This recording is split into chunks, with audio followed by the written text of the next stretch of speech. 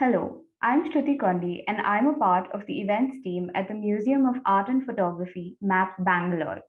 On behalf of MAP, I'm pleased to welcome you all to today's session, Unboxing Beats. This event is conducted as part of the lead up to our final annual festival, Artist Life. In December last year, MAP launched its digital museum with the first edition of the festival. This year, in keeping up with our belief in the interconnectedness of the arts, we are pleased to present for our second edition Artist Live SoundFrames, a 3-day festival hosted on the weekend between the 3rd and 5th of December, conceptualized, designed, and themed around music, and produced in collaboration with the Berklee College of Music. Please check out our social media platforms to learn more about the performances, interactive workshops, panel discussions, and exhibitions that we have lined up over the next 3 days. We hope you'll join us at the festival. Setting the pace for the festival, today's session explores a pioneering technique in music production, sampling. Sampling is a process by which pre-existing sounds are repurposed to become building blocks for fresh new tracks. Music producers are always on the lookout for new raw sounds that they can work into their tracks, whether it be in a resting drum break, a sensational vocal hook, or the sound of traffic. Producers find gripping sounds, loop, chop, warp, and rearrange them to create magic. Even when you know exactly how a sound is being reworked, witnessing the process can feel enchanting. Today, we are joined by two uber talented producers, Parimal Shais and Kalmi, and rapper HanuMankind in conversation with Aneesha Kotwani for a session exploring the creative process of sampling, its influence on music production today, and the role it can play in reviving the rich musical history of the subcontinent. To briefly introduce our moderator for today, Aneesha Kotwani is the founder of Wavelength, a Mumbai-based agency that primarily focuses on artist management, touring, creative strategy for artists, and content creation. She also has done 2 radio residencies at WWFM and the BBC Asian Network, and is the artist manager for Kavya, a singer, songwriter, performing, and recording artist from New Delhi. Aneesha views herself as a creator where her intention is to blend various creative arts with music at the core of it. She also aspires to build a bridge between the East and the West, pushing homegrown talent overseas and introducing new music initiatives, artists, and collectives to India. Before I hand over to Aneesha to to introduce our speakers and jump into the session, on behalf of the whole team at MAP, I'd like to thank Parimal, Kalmi, Suraj, and Aneesha for coming on board. Thank you to our lovely audience for agreeing to spend your Saturday evening with us. And thank you to Abhishek from Signable for interpreting today's event. Without further ado, over to you, Aneesha. Amazing. Thank you so much, Shruti, for the introduction. I often get confused on what sort of bio to give for myself because I do a bunch of things, but it's really nice to be here. And I was definitely very excited to be asked this opportunity to moderate this session because it's on sampling and it's not something that I have particularly worked on project-wise. So I'm really happy to be joined by Parimal, Kalmi, and Suraj, HanuMankind. All 3 of them are from South India. 2 of them, Parimal and Kalmi, being electronic music producers, and HanuMankind being, a rapper. And it's been really nice to see how they've also really been trying to push the South Indian culture within the country. And they've collaborated together on music as well. So it would be the next hour would be an interesting session to know their thoughts on how they've kind of gone about with sampling. So welcome, guys. Can I see you all? Hey guys. So, sorry, it was a very brief intro, but like if you guys would like to add anything on it when I start the first question, please feel free. However, before we get into like the process of sampling, I just wanted to know if you all could share with our audiences what it's been like working together and what have you all sort of learned from each other. Quick 1 line or like 2 lines.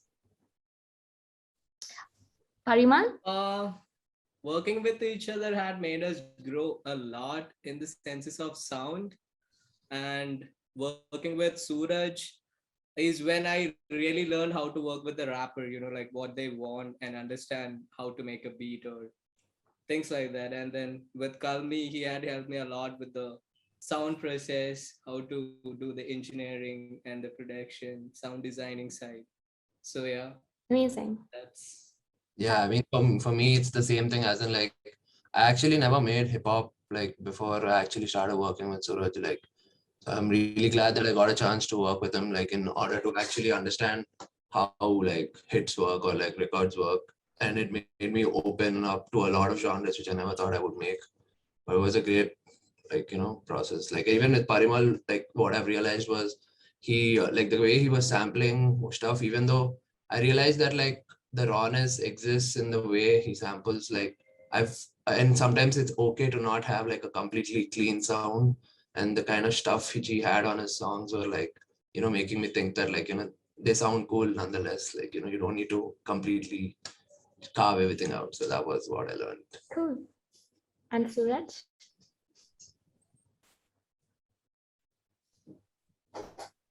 dude. Suraj, you are on mute. Suraj, you're on mute. You are on mute.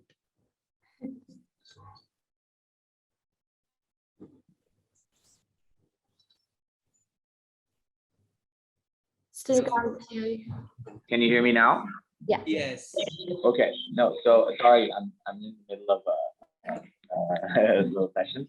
No, but it's been an incredible experience working with both these guys. Both of them have two different sounds and styles that are very unique to themselves. But both of them, how they use sampling and the usage of like elements that they pick apart and they choose to put in a beat is it's it brings out a lot of emotion in the way that I write, the way that we create music, and it just goes to show, how much can be done by taking bits and pieces of, other elements and things that they hear to create music that has an impact.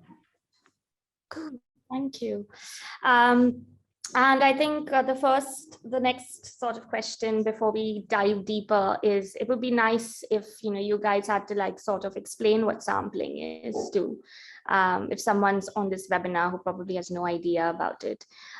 Could you maybe give a quick one-line intro, Kalmi or Parimal, and why do you feel sampling is important, and what do you particularly enjoy about the process? So I feel it's more of like using your own sounds, cultural things. So whatever is dying, we can bring it back and make it accessible for the whole world if you make samples of different instruments and keep it online. Um, yeah, so I feel that's a really good thing about sampling, that anyone can use any instrument from anywhere in the world if it's available on the internet. And with my music, I'm trying to push whatever I've been hearing from my childhood and what I am used to and what brings me nostalgia, you know. Yeah. So it's kind of reusing or maybe keeping the sounds alive. For me, it's more of that. Right. And Kalmi, what do you enjoy about the process?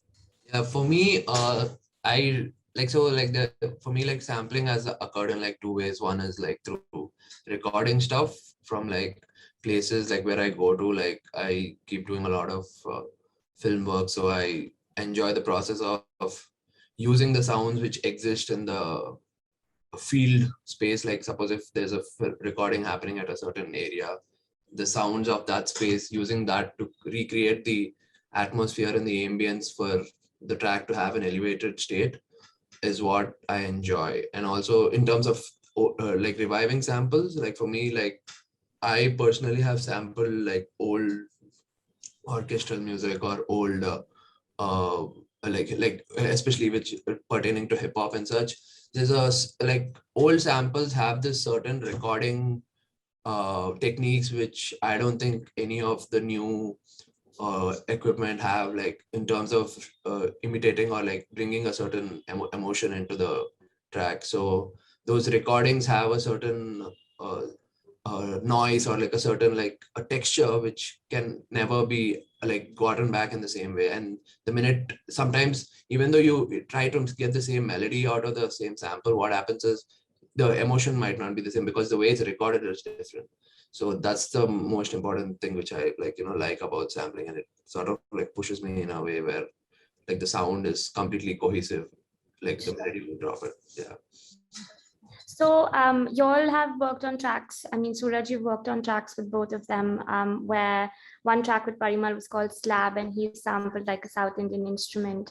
And I believe one track with Kalmi as well that you worked on, where there was a sample of some, sort of an older instrument from like back in the day. As an artist, how do you feel your lyrical approach to writing music? Do you think the sampling influences what you want to convey in the tracks? See, the thing about the sampling is that it's pretty incredible to see how even if a beat or an instrumental that these guys are making has the same tempo, like they have a fixed tempo, they have a fixed kind of drum pattern. A sample that's fit in, the right sample can make it go from this to this and elevate the energy, elevate the emotion, and just completely change the track in its entirety. Like I could easily just write on a beat where I'm just, beating on a table or something, and or just a simple drum loop.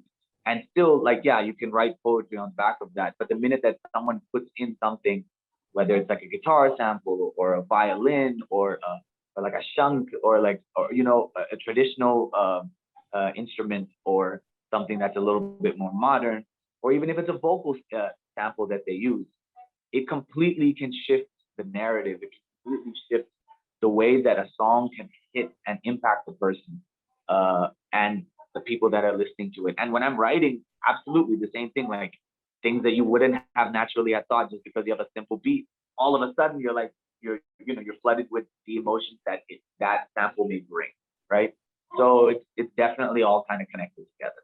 Yeah, that's great. Yeah. And speaking about the instruments that are used and how you guys are incorporating more, like Parimal especially, you're incorporating a lot of musical instruments from your region and where you're from, and the culture that you've sort of been raised in. And with Slab you collaborated on a South Indian instrument, and you also did another project which was the Splice project, when Sand Dunes, and I can't remember the name of the other artist, please forgive me, but they traveled around South India, and I think he sort of joined them somewhere in the middle of the process and contributed to it. So it would be really interesting to know more about these instruments and what is sort of unique about them. And I'm guessing your intention is to be pushing sounds from your sort of territory. So a little bit of more insight on that project and how you contributed to the same for our audiences would be helpful. Yes. So for that one typical project, I called in 5 to 7 artists to a studio with their instruments, and I made them play whatever they wanted to play. I didn't give them a typical a written music or anything like that. I just told them, you guys jam, whatever you want to play, you play it. And I made them play all their instruments, and I recorded 13 instruments. And then later on I went back home and chopped it into pieces and made different banks on the instruments. So in that sample pack, from percussion instruments like idaka, chenda, maddalam, and timila, The we took tawil was also there, no? tabla was in there. No, tawil. Yeah, tabla was there.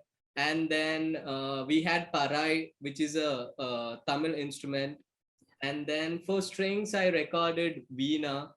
And for horn instrument, I recorded kombu and kural, which is a typical Kerala instruments. They play it in a lot of temples and music like that. So there is a thing called as Panjavadyam. So it's part of that 5 instrument. And so yeah, these kind of instruments, you can't find it online with the sample banks. You cannot access these sounds everywhere. So I wanted to make it available for anyone who is trying to make music because we've been hearing typical jazz horns our entire life from our Western culture and everything, So I wanted to give people what horns we can be used from our culture and from our own people. So luckily, when Sandunes was doing that sample project, Sandunes and Krishna, they called me to join. So I was able to record all this instrument with some amazing artists. So yeah, those libraries available on Splice. Anybody can access it. Use the proper South Indian percussion, horns, and strings. And then we have some vocal samples also. So yeah, we have a lot of songs there. Amazing. And Kalmi and you both sort of did the Biennale in Kochi and did a sampling project there as well. And you turned that around into a video as well. And I think we approached it separately as a project. So what was the experience like working at the Biennale, and what did you feel you were able to capture which was different from what you would probably find online? So at the Biennale, so what exact? So the thing is, there were very few sound installation projects in the Biennale. For me, mostly, I went there as for a kayaking expedition. Actually, like I didn't go there for like a complete, like the Biennale was part of it, but at the same time, when I went there, I had to like capture the essence of kayaking in the video, which I had to do. So I was like recording paddle stick sounds, maybe like coconut chops, because we were just stopping at midway near the lagoon, near the banks, and like having coconut water and stuff. So it was more like that. But when we reached the Biennale, there were like very few instruments which you could actually completely sample. Like there was this one sitar instrument, which is like an embroidery, like it was like an embroidery instrument, like like the old textile kind of thing. I like how cloths were made, like when like pretty old. So there were strings attached to it. So and people were playing it like a santoor. So like there were some good, even though it was not completely in tune, like the notes were like sort of similar. Like that was like sort of fascinating for us, like to capture in at the Biennale. But apart from that, like it was mostly like capturing the sounds around it. I think Parimal has captured more sounds in the Biennale than me. Like for me, it was a little more to the kayaking side and also like the Biennale side. But that's how it's been. Like I mean, like maybe at the later part of the call, I can like definitely show what I've sampled. But yeah, that's how it's been. Cool. And a little bit about your experience, Parimal? Yeah. So rather than looking for instruments, what I did at Biennale was I recorded everything, whatever I could hear from the Biennale, from the installations, people around the places. There were people selling some drinks, so I recorded them. So, and from the art installations, I could record a lot of percussion sounds, because all these installations were making some sort of sounds. So I used it as drums. So I just walked around the Biennale for an entire day and recorded whatever I could hear. I went back and I chopped it and turned it into a music. Yeah, Yeah. that's what I did with Biennale. That's For a- me, it was fun in a way that rather than using whatever you could find online as drums or percussions, I just used the sounds from the artworks and the Biennale. So it was kind of new. Cool. Amazing. Thank you so much for that. And now Kalmi and Suraj, you guys have worked on like 2 tracks, which is Skyline and Genghis, and there was an entire sampling approach that was also involved in that track. I think one interesting thing is when one is a producer and one is someone who like is more on the vocal side of things, a rapper, writes the lyrics, and sort of how important it is for both parties to be involved in the decision making of what sample should be used as well for the track. Like, were both of you all working cohesively on that aspect as well, or was it more Kalmi and Suraj, you just came in more to do, what you're an expert at? I think Suraj is the better person to answer this. Like I think better idea. So, see, a lot of the times when I approach Kalmi for a track like Genghis, for example, I have an idea, this writing that happens. And sorry if there's a little bit of noise going on outside. I'm doing where my band is doing sound check right now. But that being said, 1 second. 1 second, guys. Tell me, just continue. Yeah, Just go ahead and start it off. So, so whenever we have like Suraj, like, so most of the times what happens is Suraj like has an idea in his head which can like sort of, evolve, which is on stuff which is already written on, like the emotion which he feels regarding a certain sample. So what happens is like suppose even if I make a beat, like sometimes whatever is written on doesn't fit on that beat like instantly, like the sample might suddenly change the emotion which Suraj is like, saying the lyrics with. So what happens is like, I try to like, imagine like, cause I'm very much coming from a very cinematic side. And what Suraj is trying to say is like a story. So I try to like, give the words like a certain cinematic feel to it while I make most of the music. So I try to feel what he's trying to say, but then of course, like trying out different instruments and like different, because I can put some other sample and it might still work, but what happens is it might just throw off a little differently. So that's how it's been like with Suraj when I've worked. Yeah. Yeah. A lot of the times, like Kalmi was saying, I'll come in with a concept. I'll be like, hey man, what do you think of this? And he'll be like, yeah, dude, I like this. This is something that I want to work with. I like the vibe of this. And usually I come in with like a tempo or a BPM that I have for the track. And sure that there's writing and everything that is involved in terms of a concept, because I am primarily a writer. But then what Kalmi does is that he will, and sometimes we do it together, but primarily it's been like he is the man that he knows where to go, try and find these specific sounds that he feels that fits into this art of storytelling or the cinematography. Like the fact that he is primarily based behind the cinema side of it, or the catering to the cinematic side of it is awesome. It adds a lot of context and enriches the whole what do you call it, of putting together this a track. So a lot of the times, like he'll be putting in a sample, and it may be really, really good, and we will sit on it, but then we might not even feel it. After some time, we're like, no, this isn't the one. We don't want to settle on this.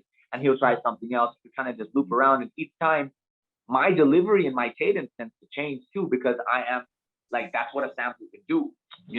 Like Skyline had multiple versions of it.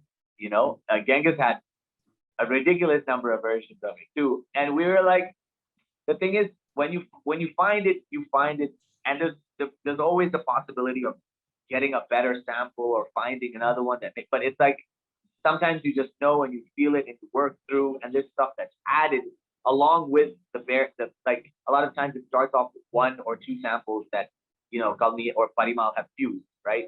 And then we kind of add elements to it in order to enrich the track a little bit more. Like Parimal will Parimal loves to do these flips that also comes within his tracks, right? And it's like sometimes the sample changes, or the sample just has something that's done to it in order to increase the impact of the whole track. And so it just depends on how we kind of feel it out as it all kind of falls into place. Cool. And as someone who writes music, if you had to maybe give three sort of, if someone comes up to you and wants to know a bit, like what are the three main things that you would have, your like co-writers, co-musical writers in the country, what according to you would be the three things that you would definitely want to keep in mind as a writer when it comes to sampling and that enhancing the track? A lot of times it makes a difference if you kind of have an idea before you go in. But that being said, don't get stuck on the idea, because there's so many tracks that I had initially had an idea, and then Kalmi all of a sudden makes the beat something that I wouldn't have thought of, because that's why he is incredible at what he does. Same thing with Parimal. These guys will suddenly make a beat that is like, dude, I wouldn't have thought of that. I wrote this on something else, and I'm just like, damn, this is different. And be open to change, but it does make a difference that you come in, because it's also like if I went in with jack shit and I go to Parimal and Kalmi, I'm like, hey man, I have a track or I have some concept, and they're like, okay, like what's the vibe or what, like how do you want to go about this? I'm just like, you tell me. It doesn't really help. You know what I mean? You kind of get stuck in this. You start off tough. So that's one. The other thing is, I would say when it comes to even the beat that is created, be ready to be versatile.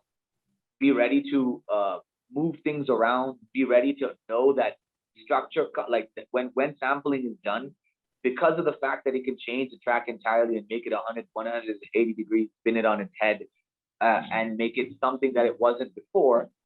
Be ready to be versatile with it. Be ready to let go of certain things and add certain things that when it comes to your structure, like the song structure, right? Because that really does make a difference in terms of making a song holistically, right? The third thing that I would say is a lot of samples when you go into a song or when you go into an idea, understand that a lot of instruments or samples tend to give you a specific emotion and caters to a range of emotions, like strings, for example, like a violin or a cello or orchestral music in that sense, for me, gives me a certain emotion. When it comes to guitars and like guitar riffs and the power that comes from there, I get a certain vibe and a feel of that. Understand that when it's like when you know this, know what the instruments bring to you, like the samples that bring to you. If it's vocals, if it's someone that's singing beautifully in the background or hauntingly in the background, just know that okay, I want to do something that kind of brings about a sadness to people, or brings about like a sense of loss or a sense of pain, or I want to bring about a sense of hope. When I think of hope, I can think of church organs. I can think of a choir singing, right? These kind of things that uplift the spirit are things that are absolutely accessible when it comes to you and the idea of making music with samples. So it helps to know what emotions they bring out of you. Plus, what I feel from a guitar riff is not the same as what you feel from a guitar riff. So like know the difference and like try. You can use that to your strength. Yeah, amazing. Thank you. And very interesting how like the musical instruments that are sampled, they bring out like the vibe or the emotion that you're feeling. That being said, are there any instruments currently, Parimal and Kalmi, that you feel like which samples or which instruments or what part of sampling really brings out the emotion in you guys? I feel for me, most of them are like certain textures, like they're like sometimes there are like these really eerie textures which are like a lot of old samples have. Like suppose like if a guitar bass is being played, they run it through some overdrive or like some kind of a machine where like the output is different, like back in the day, like, and there's a certain like no, I wouldn't say like emotion to it. Okay, so that sort of like puts me in a space that I can like make that as a bed at the back. Like I can use that whole thing as a bed at the back, and then like try to like derive sounds from the future, which is right now, maybe like, to put it on them and to make something completely different. So like for me, and like melodies are like melodies and like chords or of certain era. Like if you see like 1970s and 1980s had this certain set of rock chords, which like a lot of people, like all the rock bands like had it at one point. So there are, for different eras, like there are different kinds of feelings which a lot of people like had similarities to. So I think like for me, like back, if I go back 20-30 years ago, like I would like connect to them a lot more than how music is sounding right now. So it's like that. Cool. Parimal? Yeah. So for me, I enjoy doing two things. One is, like I said before, I like using instruments from my own culture. So that gives me a lot of pleasure when I'm using the elements which I've been listening from my childhood. And then the second one is again sounds from the old records Like, I like I enjoy sampling old school advertisements and tracks like that. But then the problem with that is, to release something like that, you need to have a sample clearance. You need to like have rights on the tracks which you are using. So for me, those section is more of an exercise, and like to increase my skills on using the software or whatever. So for that, I enjoy sampling old tracks and remixing them. Other than that, yeah, like I said before, the project which I did with Sand Dunes, so that sample, so I like to use those sounds into the tracks which I'm making now. So, and then right now I'm working on a different track where I'm trying to sample sounds from the Muslim community. So it's just trying different sounds makes me really like pleasure. It gives me kind of pleasure that I don't know how to explain it. It's like the sounds from your childhood you are trying to bring back with the new age sound, which you might not imagine that, like using those type of sounds with a hip hop track or bass heavy track, like which is really new age. So that sort of excites me a lot. Yeah, that's awesome. I think sampling, from whatever I'm understanding, is also a lot about storytelling. I think a lot about, Yeah. things that you all have, an attachment with, or things you all want to push, or something that's new or unique. But a lot of sampling is as much as how an artist would start writing a track, I guess, because there's also a story to tell in that process. So when you guys go about recording samples, like, is there like something to keep in mind from like more of a technical standpoint? If any of y'all would like to, Parimal or Kalmi, if y'all would just like to highlight a few things for anyone who's not done sampling before, just a quick few tips on what to keep in mind when you're actually out there sampling. Yeah. First of all, you need to own the rights on the sample which you are going to use. Either you get the sample from free websites or buy the sample. Or else, if you're recording an instrument, you go talk to the artist and then you pay them, you get them to a studio, and like, you tell them that you're gonna reuse this piece for your own music purpose, rather than taking it from internet or YouTube. That's not a right way, is what I feel. I mean, it is not a right way. Yeah. Other than that, and for the recording technique and the type of sample, it depends upon your taste, what type of texture you want on your sample. So for the beginning, you can just go with different type of sounds and try to find your own sound, and like, experiment with different type of samples from online. There are a lot of free websites also where you can download a lot of samples. You can just Google about it and find a sound that you are happy with. Some people, like Kalmi said, he likes old recordings, and for me also, I like very like noisy grainy samples which are not really well recorded. Maybe at that type of that period of time, they were recording with whatever they had, but then when we are listening now, it's not very clear. But then those textures and noise give it an extra additional feeling.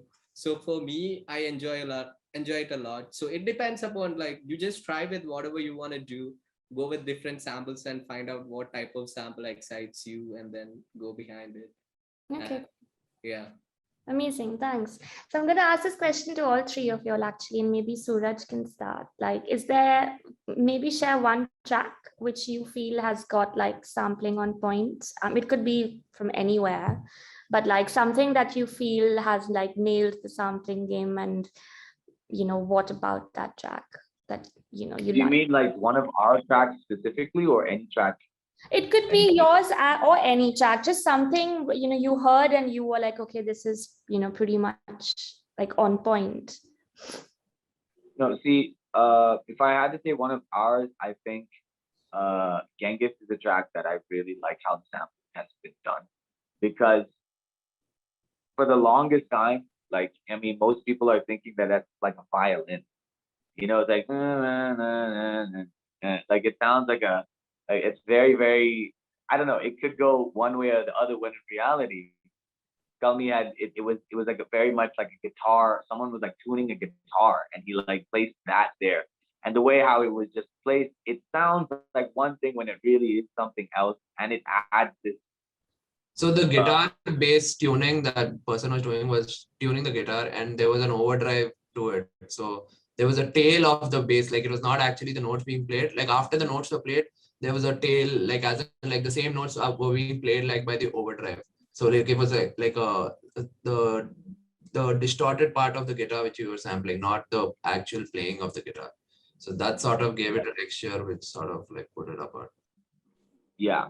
And in regards to something with me and Parimal, uh look, there's the track, our first track that we did together, Pharmaceutical, which like the drums are crazy, the whole vibe is crazy, but man, that sample that he just makes it something, gives it this traditional element that you wouldn't find without getting too into that, traditional side to where, it's just that right balance that makes it's not just that there's a lot of energy in the track, it's just the type of energy that specifically comes out of the song is like, it's, we're tied to that culture. Like me and my boy, we understand that. That's what he meant nostalgic. Like the way that it even comes at you makes you feel like, like, you're hearing a little bit of home, right? While I'm able to rap about whatever it is that I want to talk about on it and still, lift the energy up, right? So that's another one that I have to throw in there because the Pharmaceutical goes super hard. Yeah, there's a lot of music in regards to a lot of artists that people can check out in regards to sampling in its entirety. I think Kanye West is someone that if there's anybody who wants to check out samples and the usage of them, Kanye is a god in that sense. He's so good, and not only that, he's an expert at using vocals and sampling vocals and using them for his advantage. So y'all should definitely check that out and see any one of his songs. There's not one in specific that you can go, but check it out. Great, thank you. Kalmi? For me, it's like, I mean, like our favorite tracks though, like definitely, yeah, I think Genghis and Skyline are the only two tracks which I completely sampled because most of the other ones are like synthesized. But in terms of like my favorite track which I've been sampled, I'm a huge fan of like this track called Power by Kanye West. Like the sampling on it is like too good. So the drums are, and especially it's completely the sound which I like sort of look up to in terms of the grandeur of how I think that's how my music is. Like it's the grandeur. Like anything I put my music on, it does develop a sense of grandeur. So that's why I like it a lot. So, yeah. Yeah. And Parimal? Uh, for me, my favorites are yet to be released from what we've been making. But yeah. Thanks. You already know, bro. You already know. But yeah, I mean, I like Damson, which we put out last, mine and Suraj release, which is really hard. And about sampling in that, I just used a second of a sample and just looped it. So which was like made in 20 to 15 minutes.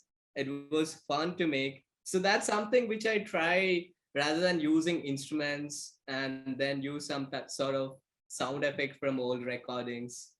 So yeah, and then other than that, what I would suggest people to listen is Mad Villainy by MF Doom. Dude, that and Madlib, that album is everything about sampling for me. Like the sounds they have used in that, it's way beyond. So definitely keep a check on that. Yeah. Sweet. Awesome. Kalmi, since we were talking about Genghis, both Suraj and you, do you think you'd like to maybe show our audiences what was the sample? What did it originally sound like? How did you then kind of add your touch to it? And what was sort of like the final outcome? Yeah, I'll just show you Skyline. I'm just gonna get Genghis also to one second. Sure.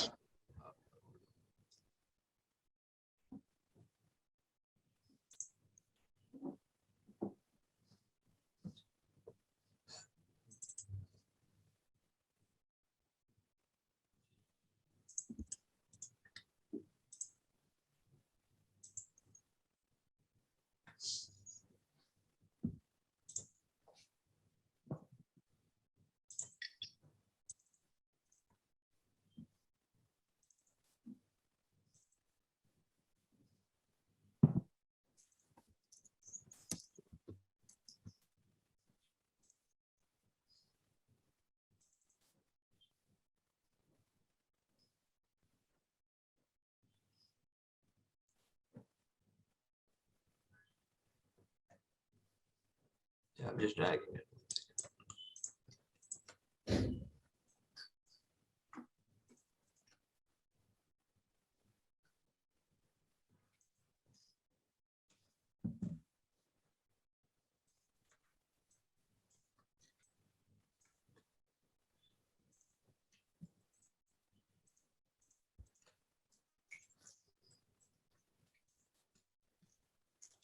Yeah, so I'm sharing the screen once.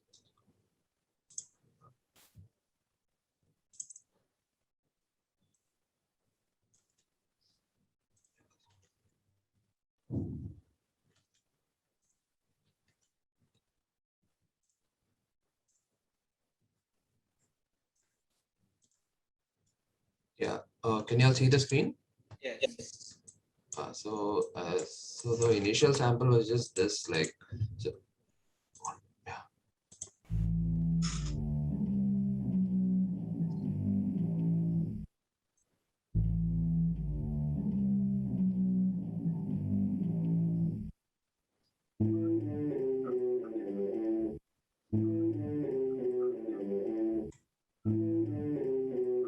Yeah, so that's the bass guitar sample which he had. Like they were tuning the guitar. The first half of the sample is like a slowed down version of the same sample. So when the track starts, but this was it's like they were tuning the guitar on the string. No. Like if you play like a fretboard like key tuning, that's what they were testing it out. And where the bass guitar had like a distortion which is coming after the bass guitar, so that's what we sampled. And if you hear the final, and there was one more thing which we sampled off the track was like there was a small string section which is like it's like a small string crescendo kind of thing, like how an ensemble sounds like. But like if you see the final product of it was just this. When the beat bump, killer on the loose, yeah, it's murder when the receipts come. Pay them bills, yeah, nothing out here for free, son. Pay the price if you want the ice through your seasons. Winter is coming, I'm running straight at the throne. I know that they see me coming cause they rattled to the bone. Bone crusher, late night puffer. I don't even dance but still got moves like I was Usher. A changed man from Temujin in the gang gets. History repeats, yeah, these cycles stay endless. Used to ride cycles after hopping over fences. Now it's motorcycles, bar hopping where my friends is. Later like the beat was completely based on like the sample which he made. So, and there was a certain bounce which Suraj also was intending also, that totally added to the whole track. So it was like that.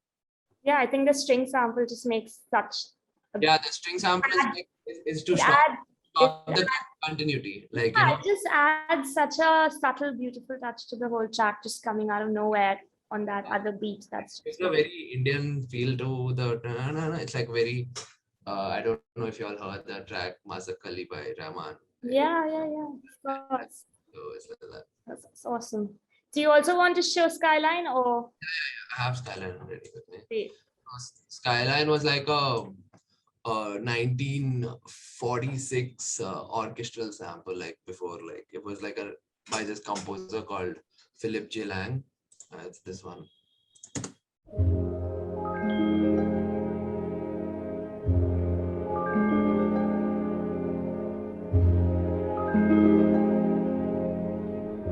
There's a very dreamy feel to it, like I would say like it made me a very intriguing kind of sound which I was like sort of feeling, even though like the chord progression is very common, but like there's a certain the clarinets on the strings, I mean the whole orchestral sample sort of make it a little more dissonant, I would say. So how I sampled was I made it like a little bit slower.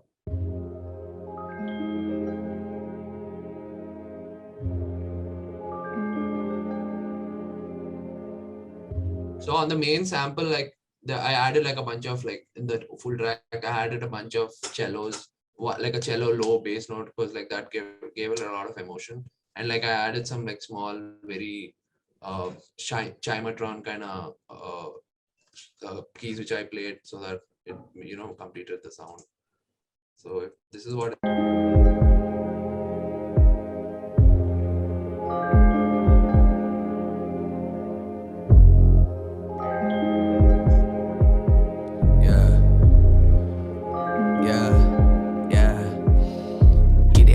live it how you get it. I've been headed straight into the belly of the goddamn beast. Moving through the city, getting busy situation, looking sticky peanut butter jelly on my seat. It was like that. So that's how we made Skyline. That's amazing. Thanks so much. Yeah. So fascinating to see when projects are like dissected like this and like Yeah. where everything's coming from. So Yeah, yeah, for sick. sure. Amazing. Shruti, do we have time for like, should we just go to Q&A now, guys? Or like, do we have any questions? I haven't really seen in the Q&A chat box. So I think if there are no questions, I think Parimal can show his projects, like, like one of his. yeah, let's do that. Yeah. I can do that.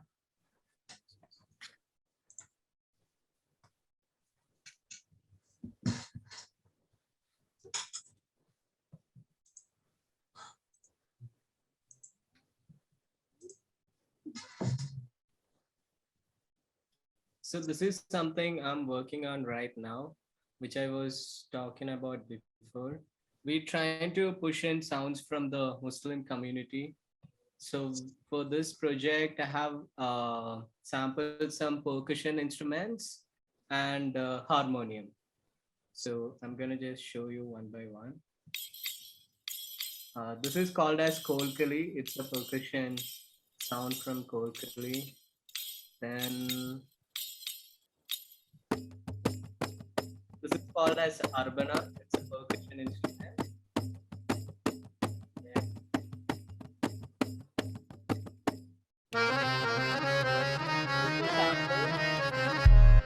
This is the sample. It's a piece of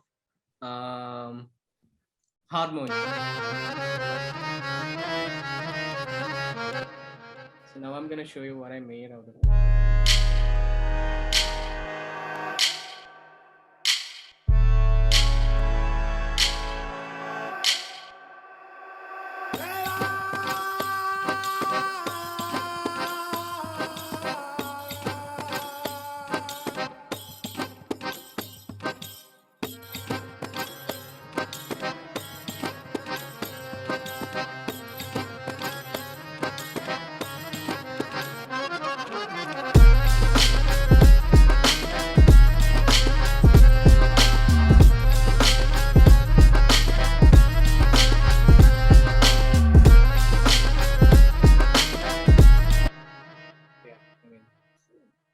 That's what it is. Exciting.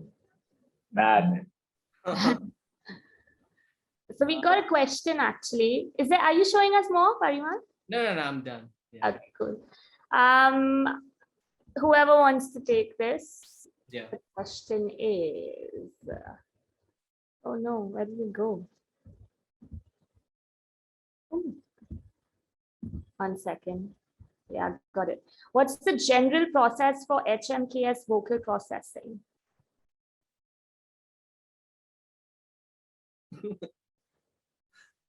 This is definitely Kalmi's cup of tea because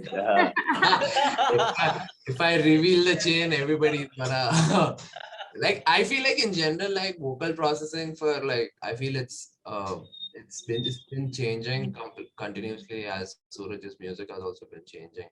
One thing which I genuinely feel everybody needs to. I mean, it's okay even if people know the chain. I feel like everybody comes up with their own set of tones as long as their ears work. So there's an EQ which who is first for like Suraj's voice. So on certain tracks where I feel like his lower bass tone which is needed for like certain tracks like Genghis, somehow have cut it only till an extent where his the voice like sounds more deep, and I needed it. So and for certain tracks like Skyline or like No Hook, where I completely like remove all the low information of the tracks, where he sounds a little more nasally and high pitched, which give a different excitement to the track. So I put the EQ first, and then I put you can put any compressor. I generally use the Waves R compressor, and I mean the times and like it's the technical details. I'm pretty sure you guys will figure it out when like sort of play around with it. And after that, I use this thing called the Decapitator. It's a great plugin by Sound Toys. Like, it's on sale right now. It's for like $30. Anybody can go grab it. Just generally, it gives a tone. You can shape the tone of the voice in a way where like you can make it more nasally or like more distorted or like however, depending on the track. So those are the three main plugins which I use for his voice before I even go into like deeper vocal processing. Sometimes there's this friend of mine called Akash, like he also like, mixes for us, like, he helps me like, sort of shape his vocals in a certain way so that there's more information on the sides. Like generally we have mono and stereo information, right? So a lot of side information gives a little bit of excitement to tracks. So that's so a good bunch of reverbs for like more emotional tracks are important, because rap is mostly very dry. Like people want like very dry processing and upfront, emotions in your track. So we don't use a lot of, at least till now, except for Skyline, most of the tracks are very less reverby, like, and maybe like Damson, but like most of them are very dry. So that's about it. Like those three plugins, like a fab filter, Pro Q, and like a compressor and a decapitator. Those three like sort of sort everything out for any rapper's vocal processing, I would say. I mean, and it depends on your taste. Like more than the plugins, it's your taste. And no matter how many plugins you guys have, like the taste is gonna come first before the plugins. So it's like... Cool, thank you. We have one more question, and that is, what's your take on hip hop producers from the West using Indian samples in their music, especially when due credit is not given and context to what the language and sound used means is not provided? I feel like, I mean, Parimal, you want to answer that? Like, No, go for it. So I genuinely feel like, so there's a certain level of innocence to that in terms of not knowing where it's from. The thing, what happens is like when you know everything about certain things, like acting out of like you got to learn how, like suppose Timbaland, like he's been sampling a lot of Indian instruments for the longest time, but like the fact that they sound so great is the fact that he doesn't know a lot about them. Like it's only on his ears that it's placed, the how he can like tame it to his own taste. But and I also think like in general, like right now, like there are these like Vince Staples released a new album with Kenny Beats. They have used Lata Mangeshkar's music on it, and Britney Spears, like they have sampled like SP Balasubramaniam's and Lata Mangeshkar's music, like back in the day, like Toxic, like those are all sampled like Indian music. But at the same time, I feel like in general, like in general, like the take is in a way that like all of us like producers, like I mean there is due credit driven, especially lately. Like there's this website called Tracklib where people have like complete license to like sample like Indian tracks. Only the people outside of India can sample Indian tracks. The Indians can't sample it because like it's a different ball game altogether. But I genuinely feel like it's okay, like if people like the due credit is not given. I mean, like that's culture, right? Like, I mean, there are people who will be interested about the culture and like where it's sampled from. And that's when like a whole fan base is formed, like for like a certain culture. That's when like it's more authentic, as in like the people who don't know about it will come to like, learn more about a certain sample and like where it's from, rather than like, that's the thing, the intriguing part is over there. So I don't think it's like completely necessary, but like of course when it's cleared, I mean it should definitely be cleared. But like a lot of hip hop music which we hear also, actually, like unless you go to a website called whoissample.com, you actually don't know what the sample is. And most of the times I know like how people take shortcuts in terms of completely manipulating the sample in a such a way that like you don't know where it's sampled from, but like you have sampled it, and then like you can't just say that like how come you're not crediting it? Like it's sort of like that. So yeah. Cool. One more question. Maybe Suraj could answer that. Yeah. Underrated producers or artists in the country? Kalmi and Parimal Shais. No, but jokes aside, these guys are the best. Who is underrated? that, because there's a bunch of producers that are coming up that have incredible sound. Like India has started to, like, I've been seeing a bunch of people that are making beats and touching into a soundscape and a sampling style which everyone is unique in their own, and whether it's keeping traditional elements or whether it's also capitalizing on the fact that they can singularly produce a specific sound. What is it? Manin is a very good producer, right?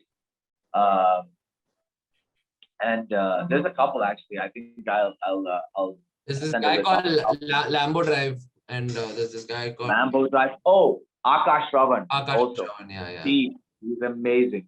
Yeah. All these guys are incredible producers.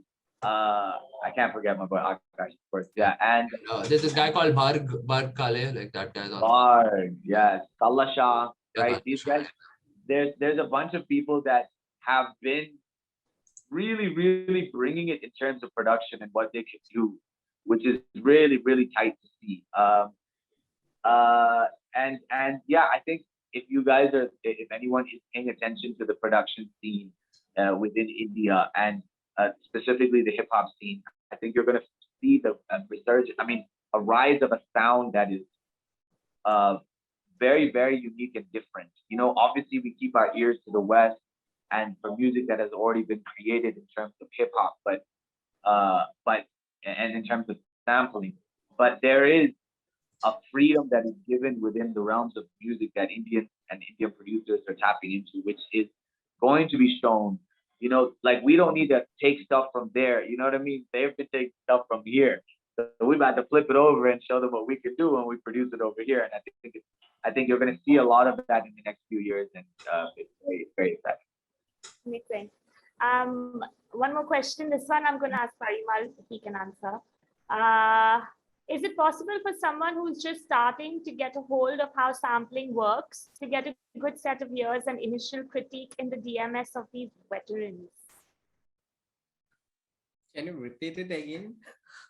Is it possible for someone who is just starting to get a hold of how sampling works to get a good set of ears and initial critique in the DMS of these veterans?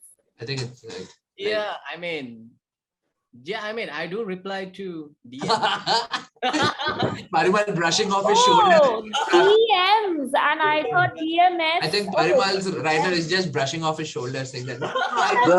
First off, you guys have to catch his attention. You got to catch their attention first. Then you get your critique, because no other way. Both these guys won't answer. Yeah, it's the same with all of us, man. Like, yeah. Sometimes we go through something and it clicks, then yeah, you reply for that. Yeah, I feel like it's more like, I mean, I don't use Instagram that much, but like most of the times I really like the space to, like, completely listen to a full song. Like I think that's what Instagram has done to us. Like, the attention span has completely gone down unless we are like sort of excited. Like, suppose if there's directly, like, if you hear it somewhere around and like it lands up in like your messages, and to completely hear it, that's when you're like, you'll even give it a chance. And like, I mean, definitely when I feel like when it's on mail or like some, like, it's, and like the thing is, like, people don't start a conversation first. I feel like if you directly drop the message saying that, hey, listen to our track, like, I don't think I'll like, like go through, like, even if you normally talk to us like a person, like, I think that's what we like. I mean, like, generally, but first talk to us, and then like maybe like, then if we would still listen to it, it's the fact that like the first conversation shouldn't directly be about the music, because I feel like that sort of like turns us off in a different way. So like that. Cool, awesome. I don't know, I said DMS like an idiot, thinking that's technical thing. I was like, what is this? I was some technical sampling thing, because I don't know jack about tech, and I'm like, what? Direct music sampling. Amazing. Last question. Not really related to sampling, but maybe it could help the person, since Suraj is with us here. How do you personally deal with writer's block? I don't know. I just think it would be helpful to whoever's asked this. Writer's block a lot of times comes when you're trying to force yourself to write. Don't try and force yourself to write. Live your experience. Go take your mind off the writing sometimes. Take your mind off of it. Do stuff that engages you outside of the realm of writing, and sometimes it tends to fall to you. Also, surround yourself around your art. If that's writing, then you surround yourself around words. Surround yourself around music. Surround yourself around people that you like and the styles that you like, so that when it is time for you to write, you're just, we feed off of our environment. So keep your environment enriching. It's like soil to a plant. It's like, if you don't provide it water and you don't provide it the nutrients, it's just going to stay. The foundation is there. You want to write, but you want, like, now, if you want to write something that is, up to the level that you envision, you need to provide it with the right nutrition. Does that make sense? It's like a lot of people, the problem with their writing is you'll start a line or you start a couple and it's just not there. That's because you haven't been giving yourself the environment around which you need to write, and you're thinking that it just comes. So try and do that. Okay. Amazing. And any credible sources to read more about the laws around sampling and remixing in India? Just this website called tracklib.com. Y'all can go check that out. Like it's not just using the. I feel like in general, to clear samples, y'all should work with an actual legal team to, in India at least, like to clear samples. If you have an IP lawyer, I think they can help you out and sort of taking it more easily and actually connecting with the record label which actually owns the song. Like recently we were trying to sample a very old I think it's from I forgot, a Sesame Street sample, for a commercial that you were trying to do. Yep. I feel like I think it's ba ba ba ba ba ba da da da dum. I think it's like a cartoon song. You to clear the sample out, you need to go through the official procedure with the team who owns publishing rights or the complete rights to the track. I think that's how you can completely clear the sample, and it's just best to work with a legal team more than anything. But the website Tracklab gives you direct access. It's easier for a consumer to just take the sample and license it for a certain amount, and you have to give a certain amount of royalties to the original composer of the track. It's made life easier for us, but you won't get the samples which you want. So that's how it works. Awesome. I think that's it, guys. We've 5 minutes over time as well, but Yeah. Thank you for having me. for doing this. Thank you for having us, guys. Thank you everyone for attending, and Aneesha for being a wonderful moderator. I think it was very fascinating to learn how so many old tracks play such an important role in the music that we listen to today. So, and thank you all for teaching us so much about sampling, a process that's often overlooked. So, yes, thank you to everyone, and thank you, Abhishek, for interpreting our event today.